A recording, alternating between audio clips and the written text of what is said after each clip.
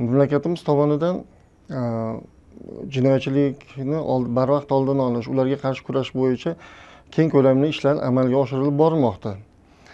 Xususan mahallalarda, mahalla yettiliklarida turli xil ishlar amalga oshirilmoqda.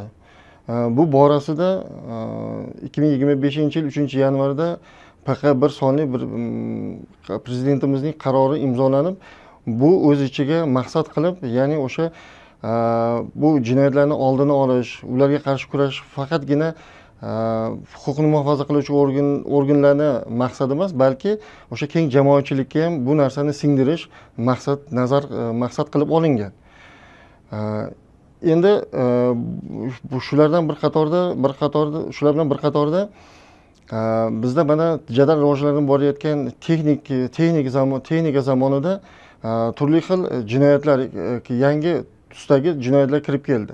Masalan, oddiy o'g'irlik, an'anaviy o'sha o'g'irlik, firibgarlik jinoyatlariga o'xshash bizda yana kiber makonda sodir etiladigan jinoyatlar kirib keldi. Ya'ni o'sha kiber o'g'irlik, kiber firibgarlik degan tushuncha, atamalar yuzaga kelib chiqdi. Endi bevosita bizda xalqni ko'p tashvishga solib qo'yayotgan narsa, masalan, kiber firibgarlikda oladigan bo'lsak, juda ko'p holatlarda, masalan, Toshkent shahar kesimida oladigan bo'lsak ham bir kunda o'nlab murojaatlar kelib tushmoqda huquqni muhofaza qiluvchi organlarga. Bu ya'ni bu nimadan dalolat beradi? Bu jamiyatimizning huquqiy savodxonligini yanada oshirishimizni maqsad qilib olishligimiz nazarda tutilgan qarorda ham o'zimizga ham maqsad qilib olishimiz kerak. Sababi, masalan, misol qilib aytadigan bo'lsak, turli xil mana jamiyatimizda biz o'sha mana gadjetlarga juda ko'p bog'lanib qolganmiz. Ya'ni hayotimizni ushbu gadjet, ya'ni smartfonlarsiz tasavvur qilib bo'lmaydi. Sababi hayotimizda o'sha aholini, xalqni farovonligi, umuman yengillik yaratish maqsadida ko'p tizimlar elektron tizimga shakliga o'tib ketgan. Masalan, bank masalasida bo'ladigan holatlar, masalan, kreditlar olish, bankdagi plyut xizmatlari hammasi o'sha elektron shaklga o'tib ketgani bilan bir qatorda o'sha buni ijobiy tomoni bilan bir qatorda buni salbiy oqibatlari ham yuzaga kelmoqda. Sababi turli xil shaxslar bundan foydalangan holda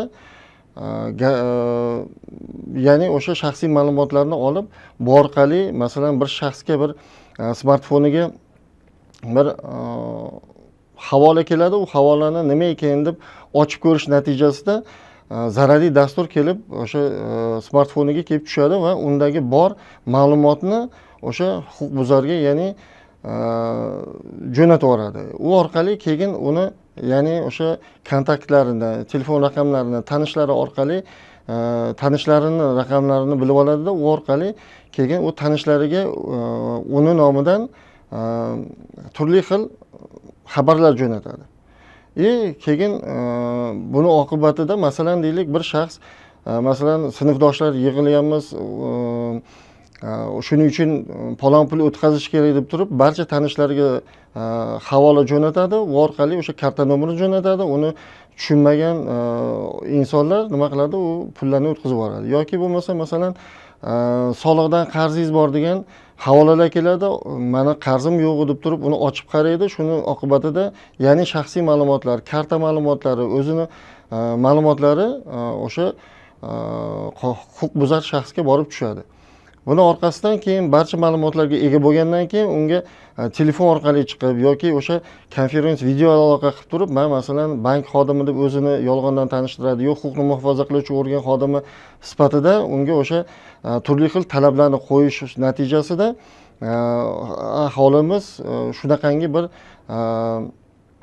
holatlarga tushib qolib, huquqni muhofaza qiluvchi organlarga kelib o'sha pullari yo'qolganligini, kartalardan pulni yechib olganliklarini yoki bo'lmasa mana hozir juda ommalashib ketdiki, mana onlayn qarzlar, masalan, mikroqarzlar, o'sha bo'yicha masalan banklarga, bank xodimiman deydida, video aloqa qilib turib, bu yerda turli xil deepfake degan zararli boshqa dasturlar bor. O'sha orqali o'zini o'sha video aloqa orqali uni rasmini olib, kredit birovni nomiga o'sha qoida huquqbuzarlar kredit olishga erishib muvaffaq bo'lishyapti. Shuning uchun aholimizdan so'rab qolardikki, bularni bunday jinoyatlarni, bunday holatlarni oldini olish borasida nafaqat o'sha huquqni muhofaza qiluvchi organlar, balki bizning jamiyatimiz ham o'zining huquqiy savodxonligini oshirib, bu borada birinchi navbatda o'zini o'zi himoya qilishi va ikkinchi navbatda o'sha qaysidir ma'noda